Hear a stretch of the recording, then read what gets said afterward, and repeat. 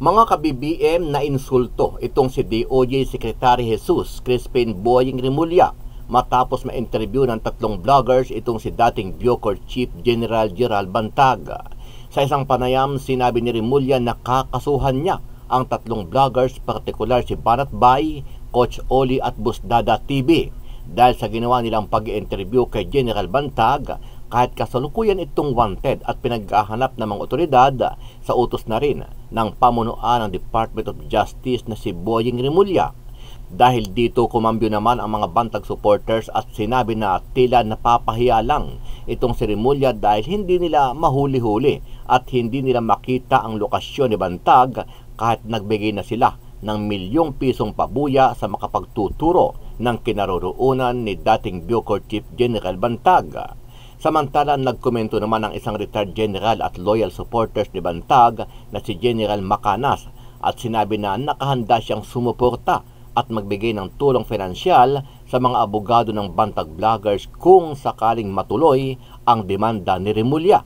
Mga ka-BBM, marami sa ating mga kababayan ang nagtatanong, nasa tama ba at nasa proseso ba ang gagawing hakbang ni Remulla laban sa mga Bantag vloggers? Sa bidyong ito ay ating aalamin kung may panalo ba si Remulla o ang kampo ni General Bantag. Ano ang masasabi niyo dito mga ka-BBM? Sama-sama nating panuorin ang buong video at pakicomment niyo po ang inyong mga reaksyon at sariling opinyon.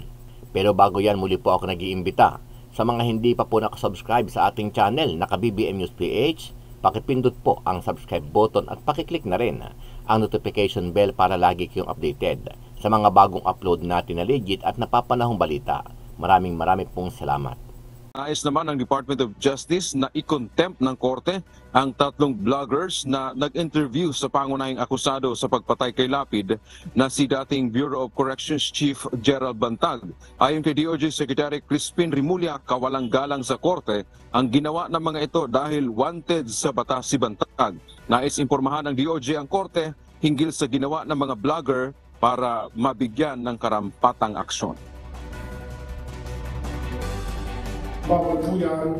Ito po ay mga taong hinahanap ng batas na hindi po dapat binibigyan ng ganang salita. At ito po ay pamabastos sa korte, sa proseso po ng batas.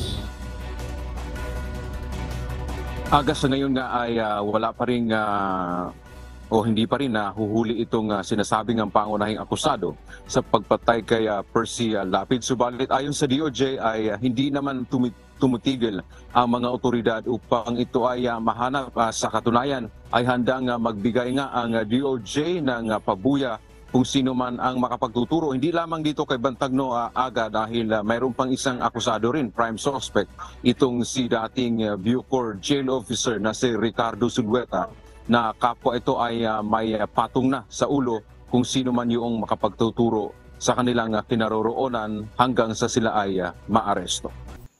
Gusto kong magbigay reaction dito sa pahayag ni Secretary Boying na mag-file siya ng contempt of court case versus tatlong vloggers na nag-interview kay DG Bantag. Coach Oli, Banat Bay, and Boss Dada TV. Napanood ko mismo yung interview na yun. So, ang ating Secretary of Justice nag-press conference kahapon. And then at the end of the press conference, ang main topic is tungkol sa smuggling, hoarding, pagpapailang kaso. At the end of the press conference, na tanong ng media tungkol sa kay Bantag, yung tatlong vloggers, gano'n. Nako, nakakabigla po yung sagot ni Secretary Boying doon sa issue ng tatlong vloggers. Nabanggit niya na pailan sila ng contempt of court case. So, ito po yung ito po yung Inquirer.net na balita, yung basihan ko ngayon. DOJ wants contempt case versus vloggers for interviewing fugitive ex-Bucor chief. Bawal daw po yun, sabi ni Secretary Boying. Okay. Ito yung exact na statement niya. Siya, Bantaga, siya po ay na-interview ng ilang vloggers. Bawal po yan. Bakit? Bawal. Okay. Remulla said the vloggers are undermining the courts and the legal processes. Diyan tayo mag-discuss mamaya. Paano in-undermine, paano ginulo o dinisturb ng tatlong vloggers yung legal processes. Okay. Ito pa yung mga exact word ni Secretary Boying. Binabastos nila ang korte. Wanted na ito. Wanted si DJ Bantag. May court order na for their arrest. Ano pa? Pag ito yung mga exact words ng Secretary of Justice.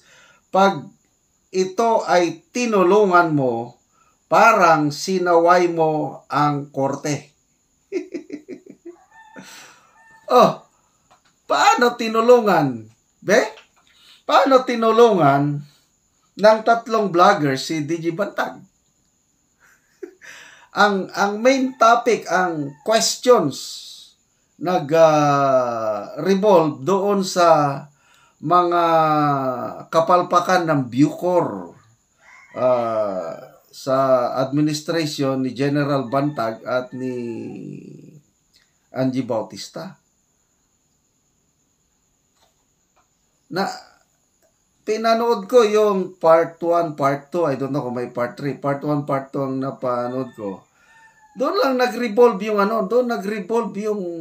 So, it's just a follow-up story nang nangyayari sa Bucor. So, paano tinulungan ng tatlong vloggers si DJ Bantag sa kanyang pagtatago-tago? Paano na-undermine, paano ginulo ng tatlong vloggers yung proseso sa korte? Ay, nako. Ano pa? Wala na. So, ni-research ko ang definition ng contempt of court at saka i-compare natin sa freedom of speech, freedom of press or media, at ano ang sinasabi ng Constitution tungkol nito. Baka hindi alam ito ni Secretary Boying. Okay, for our sake, pag-aralan natin, ang contempt of court is willful disregard or disobedience of a court.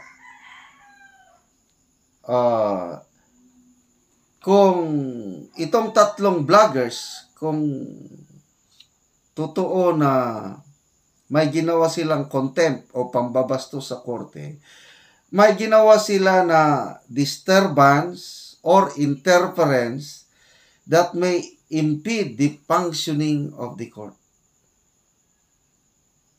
So, si DJ Bantag nagtatago. Okay? Dapat sana trabaho ng gobyerno na huliin si Bantag at Zulueta at dalhin nila sa korte para umusad ang kaso. Yon ang ideal. Ang nangyari po, mahina si Boying, mahina si Abalos. Hindi nila mahuli-huli itong dalawang nagtatago. Okay? So, ang ginawa ng korte, nagdesisyon na ang judge to archive the case. Ibig sabihin, wala nang trial as of now, wala na. Nakabaol na, nakaaparador na yung kaso. Di ba ganon?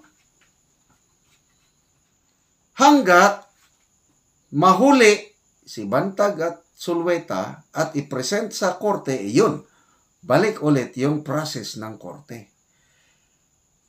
So, paano ginulo ng tatlong vloggers yung proseso ng korte na sa ngayon, wala nang proseso, stop na ang trial. Ganon lang po ang aking interpretation. Kaya, no way na may contempt of court na kaso itong tatlong vloggers. Ay nako, kung ipagpapatuloy ni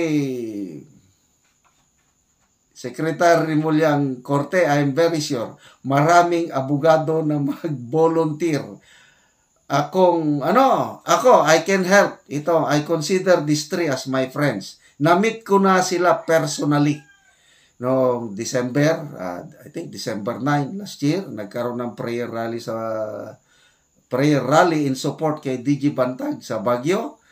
Kaming mga pro-Bantag vloggers, nagkita-kita. Kaya nakita ko yan, si Banat Bay, Coach Oli, Boss Dada, nagyakap-yakapan kami. I consider them as my friends. Dahil pare-pares kami ng stand, pare-pares kami naniniwala ng ating DG Bantag na frame up lang.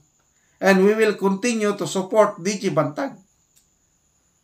At kung kakasuhan ni Secretary Boring itong tatlong vloggers na ito, I'm willing to help. Kung sino ang abogado na I can help. Pagbayad sa abogado. So, ibig sabihin, I don't know, parang ito siguro, akin, opinion nito, freedom of expression. Ang opinion ko, napahiya o nasaktan si Secretary Boying yung ginawa ng tatlong vloggers na in-interview si DG Bantag. Para ba kasing sinasabi ni DG Bantag na, Boying, wala kang magawa sa akin. Nandito lang ako. Pa-interview sa mga vloggers. Hello, Boying. Parang ganon ang dating. Ang mensahe ni DG Bantag kay Boying. Dahil hindi makaya ni Boying na huliin si DG Bantag. Di ba ganon? Kaya, Secretary Boying, please lang, next time, be more, yung with wisdom sa pagsagot. Mali ang sagot ni Secretary Boying, yung sabi niya na magpapail kami ng contempt. Fully support ako sa tatlong Banatero vloggers. Tutulong ako whatsoever. But I doubt kung mag-prosper ang kaso ni Boying.